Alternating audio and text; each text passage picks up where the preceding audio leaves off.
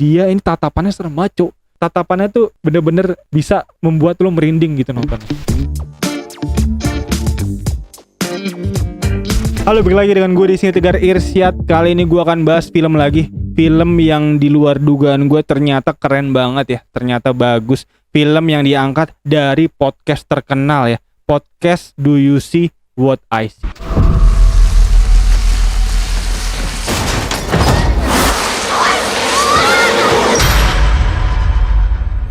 Podcast Do You See What I See ini diangkat jadi film. Jadi Do You See What I See ini gue tahu memang berawal dari podcast serem ya, dan diprakarsai oleh Mr. Popo. Mr. Popo ini gue tahu nih dari YouTube-nya Raditya Dika nih, udah lama banget, yang membahas kisah misteri kos-kosannya waktu itu ya, dimana temannya Radit waktu itu dia ngekos di Jogja kalau nggak salah gue inget, dan dia mengalami hal-hal misterius. Dan di sini Popo ini salah satu temannya Raditya Dika. Dan dari situ Mr. Popo ini membuat, bisa gue bilang membuat channel podcast ya, dan cukup gede juga, membahas horor, dan juga cerita-cerita yang masuk ke podcast ini memang dari narasumber yang ada. Jadi artinya ini sebenarnya cerita-cerita yang kisah nyata juga gitu, walaupun memang kita nggak bisa lebih lanjut ya membuktikan cara otentik narasumbernya, tapi ini bisa dilihat dari struktur ceritanya yang memang minim plot hole.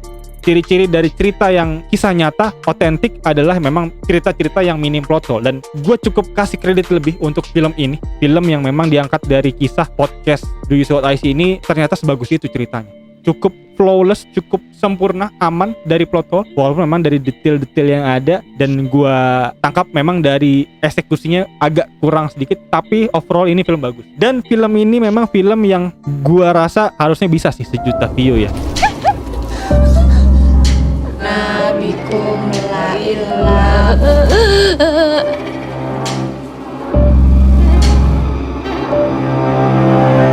Dan untuk itu langsung saja akan kita bahas untuk director, sutradara untuk film ini, di mana film ini disutradarai oleh Awi Suryadi. Awi Suryadi ini salah satu sutradara yang memang cukup malang melintang ya di perfilman Indonesia, dan portofolionya udah banyak banget bisa gue lihat. Kisah Tanah Jawa dia yang buat, Jurnal Risa dia yang buat juga, KKN Desa Penari dia yang buat di sini, Danur 3, Sunyi, Blok M, dan Asih. Danur 2 juga dia yang buat, Danur 1 dia yang buat. Jadi banyak banget ini portofolio filmnya. Jadi kita nggak perlu ragukan lagi untuk dari experience pengalaman sang sutradara. Dan film ini diperankan oleh banyak aktor yang gue bisa bilang cukup terkenal, dan juga aktingnya cukup oke di sini bisa gue lihat. Dimana di sini ada V diperankan oleh Shenina Cinnamon. Shenina Cinnamon kita udah sering lihat dia di film Dear David ya yang terkenal di Netflix. Selanjutnya ada Diandra Agatha. Diandra Agatha ini memerankan Mawar yang bisa gue bilang sebagai aktor lead juga di film ini. Dan selanjutnya ada Yesaya Abraham sebagai Alex di sini, sebagai pacarnya V di film ini diceritakan. Selanjutnya ada Kartika ya diperankan oleh Sonia, dan selanjutnya ada Lina diperankan oleh Sarah Felicia. Lalu ada Donna diperankan oleh Jessica Shaina. Dan selanjutnya juga ada Melati nih. Melati ini adalah selingkuhannya Alex ya. Alex kan pacarnya V, dan Melati ini adalah selingkuhannya Alex, yang dimana Melati adalah orang yang bisa gue bilang di sini cukup cenayang. Di sini dia cukup indigo untuk bisa menjadi paranormal lah, untuk bisa membantu dari masalah yang ada di film ini. Dan selanjutnya langsung aja untuk sinopsis dari film ini, dimana film ini menceritakan seorang gadis tadi yang bernama Mawar, dimana Mawar ini merasa kesepian ya setelah kehilangan kedua orang tuanya. Dimana by the way Mawar ini posisinya sudah berusia 20 tahun ya, dan baru aja berulang tahun. Dan Mawar memiliki sahabat yang kental banget, tinggal satu kosan. Yang kita tahu ya cukup relate tentunya untuk teman-teman mahasiswa, pastinya punya teman kosan ya di situ, karena satu kosan tuh biasanya banyak gitu warganya. Dan sahabat Mawar yang paling dekat bernama V yang diperankan oleh Shenina Cinnamon tadi, yang selalu mendengarkan dan juga menemani keluh kesahnya di saat merasa kesepian gitu. Dimana alasan si Mawar ini kesepian memang cukup logis. Dia ditinggal oleh kedua orang tuanya, yatim piatu, dan sedang kuliah, dan juga udah memasuki usia 20 tahun dan belum pernah pacaran sama sekali gitu. Dan pada hari ulang tahunnya juga dia mengharapkan bisa menemukan seseorang pria yang dapat membuat hari-harinya gak sepi lagi. Jadi dia emang lagi cukup galau lah gitu ya di usia-usia baru beranjak gede tentunya. Dan lucunya permintaan Mawar ini agak serem ya, dimana posisinya memang Mawar sering datang ke kuburan orang tuanya ketika dia sedang berulang tahun. Dan kebetulan pada saat itu Mawar sedang berulang tahun dan Mawar mengunjungi kedua orang tuanya, ke makam kedua orang tuanya sekaligus berziarah di saat posisi yang tidak tepat, di mana Mawar pada saat itu ternyata sedang haid, sedang datang bulan, dan juga ditambah lagi memang waktunya memang sudah tidak tepat, sudah sore dan menuju malam. Dan singkat cerita Mawar akhirnya balik ya ke kosan dengan posisi dan kondisi yang cukup mencurigakan untuk teman-temannya. Dan ditambah lagi si Mawar ini menceritakan bahwa dia menemukan pacar baru setelah pulang dari berziarah ke makam kedua orang tuanya. Dan tentunya ini semakin mencurigakan ya untuk teman-temannya melihat Mawar. Yang dimana singkat cerita akhirnya terungkap bahwa pacarnya si Mawar ini bernama Restu. Dan Restu ini cukup mencurigakan lagi karena dicari di seluruh kampus nggak ada orang namanya Restu. Adanya Restu Wulandari, cewek. Dan ini benar-benar teror dan juga keanehan-keanehan mulai terjadi di kosan ini. Kejadian demi kejadian aneh terjadi sampai V menemukan petunjuk bahwa terjadinya gangguan mistis ini berkaitan dengan pacar baru Mawar tadi yang ternyata memang bukanlah manusia. Dan untuk teman-teman yang penasaran pacarnya si Mawar ini apa dan siapa, bisa teman-teman langsung tonton filmnya. Dan untuk teman-teman yang nggak mau kena spoiler bisa stop di sini karena setelah ini gue akan menjelaskan penjelasan ending singkat dan juga sedikit alur ceritanya tentunya. Dan selanjutnya singkat cerita, Mawar memiliki pacar baru ini ternyata ditemukan pada saat dia sedang berziarah. Dan usut punya usut ternyata Mawar ini sebenarnya bukan punya pacar baru, tapi dia ini ketempelan dari hantu yang ada di makam tersebut. Dan sosok pacar Mawar ini yang hantu ini ternyata adalah sosok pocong, poci. Yang dimana ternyata pocong ini bukan sembarang pocong. Pocong ini adalah pocong alat untuk pesugihan. Pesugihan dari siapa? Yang ternyata pesugihan dari ayahnya Mawar. Dan kunci yang bisa diberikan di sini sebagai penjelasan ending adalah kata-kata Melati.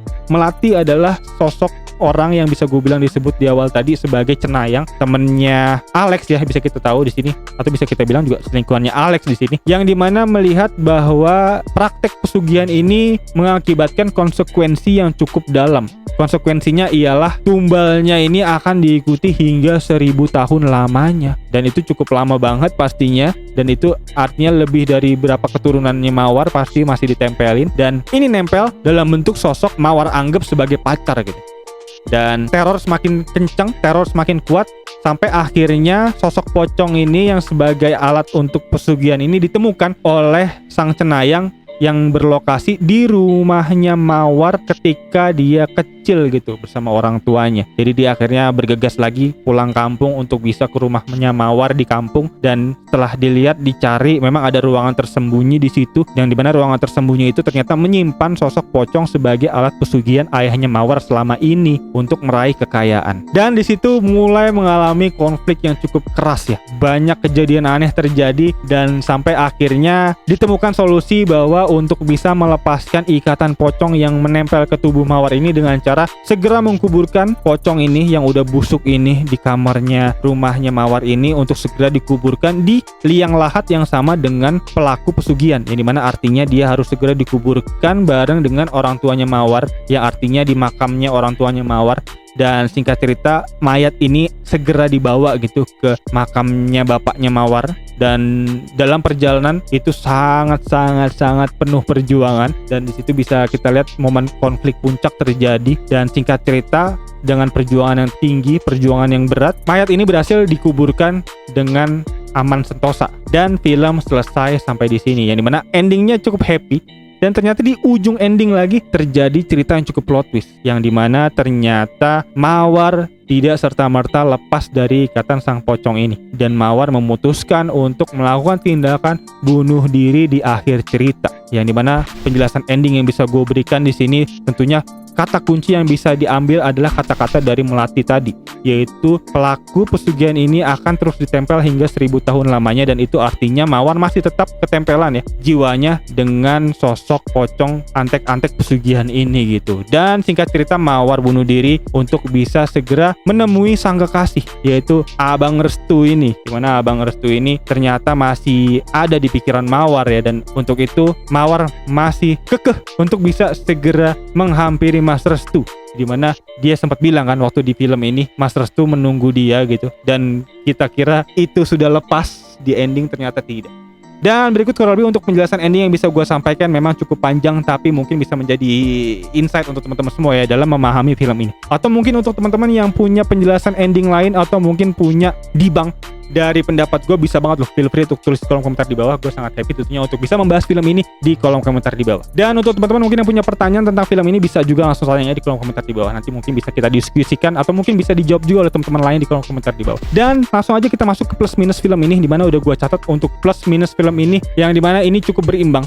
Yang bisa gue anggap sebenarnya film ini bisa banget loh untuk bisa menjadi film yang cukup bagus dan dengan nilai cukup tinggi. Tapi ternyata masih banyak minus-minus yang ada yang gue catat di sini, dimana untuk plusnya dulu ya, dimana plusnya di sini filmnya plot ceritanya flawless banget. Tipikal film kisah nyata, memang plot hole nggak ada, dimana plotnya cukup sempurna, jadi kita cukup nyaman bisa mengikuti ceritanya tanpa banyak pertanyaan gitu, tanpa banyak keanehan logika yang ada gitu. Dan untuk plus yang kedua, ini good act banget untuk sang Mawar nih, dimana Mawar ini gue kasih kredit lebih nih, dia ini tatapannya serem banget, tatapannya tuh bener-bener bisa membuat lo merinding gitu nontonnya. Dan beberapa kali gue sampai agak merinding ngeliatnya Mawar, apalagi di scene ketika dia baca Yasin di situ, mimpinya si Faye ya. Dan juga acting pemeran pembantunya juga di situ lumayan cukup oke. Beberapa ada plot-plot lucu juga di situ bisa gue lihat. Dan untuk poin plus yang ketiga bisa gue catat, ini shot-shotnya ada beberapa yang gue cukup suka ya.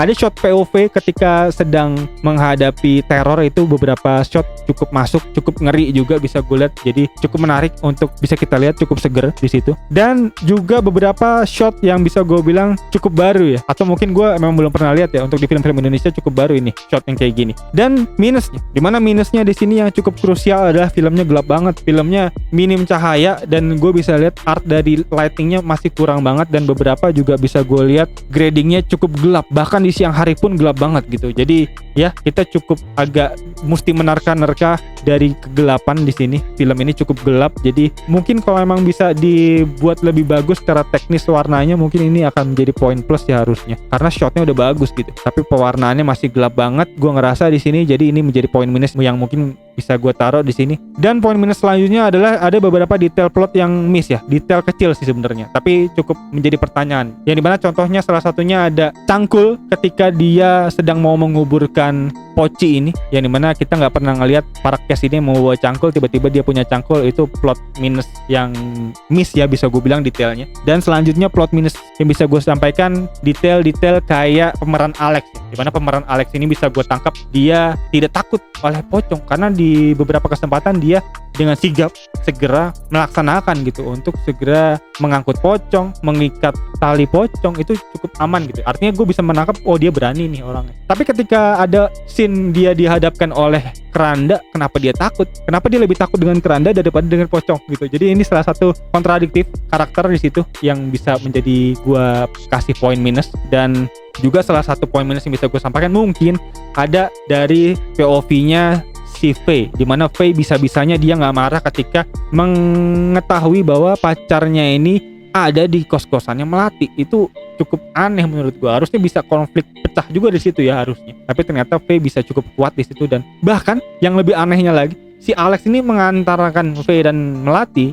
dan kawan-kawannya ini untuk mencari Mawar dengan mobilnya si Alex. Itu cukup aneh juga di situ, detail di situ tuh masih nggak logis itu. Mungkin itu yang bisa gue sampaikan dari detail minus yang ada. Dan sisanya overall gue masih bisa bilang ini film yang bagus, film yang cukup oke. Dan dimana minus-minus tadi tuh minus-minus minor yang gue anggap, karena hanya detail-detail kecil aja yang bisa miss di situ. Tapi sisanya film ini oke, dan juga jalan ceritanya cukup menghibur, cukup baru, dan juga shotnya cukup oke. Dan untuk scoring, dimana scoring bisa gue sampaikan, gue jabarkan di sini dari plot cerita dulu ya. Plot cerita bisa gue kasih, sebenarnya tadinya mau 5,0/5 ya, tapi sayangnya kan ada beberapa plot minus tadi sedikit, gue kasih di sini 4,8/5 dari plot cerita. Dan dari actingnya, dimana acting Mawar ini luar biasa, gue suka banget di situ, seremnya dapet banget. Walaupun memang bahasa Jawanya masih agak kaku ya, bisa gue lihat lebih bagus bahasa Jawanya Melati di sini, tapi so far itu tetap good act untuk Mawar. Dimana gue kasih nilai 2/3, jadi 4,8 tambah 2 udah 6,8. Dan sinematografi visualnya bisa gue kasih nilai 1/2, karena dia masuk ke poin minus yang bisa gue bilang tadi, terlalu gelap ya. Walaupun shotnya cukup oke, tapi terlalu gelap ini nggak bisa ditolerir lagi, karena sayang banget gitu film sebagus ini terlalu gelap bisa gue bilang ya. Dan jadi final verdict yang bisa gue kasih di film ini adalah 4,8 tambah 2 tambah 1 7,8 per 10 untuk film Do You See What I See. Dan ya berikut kurang lebih untuk review yang bisa gue sampaikan, semoga membantu teman-teman semua ya dalam menentukan untuk tontonan akhir pekan teman-teman semua di minggu ini.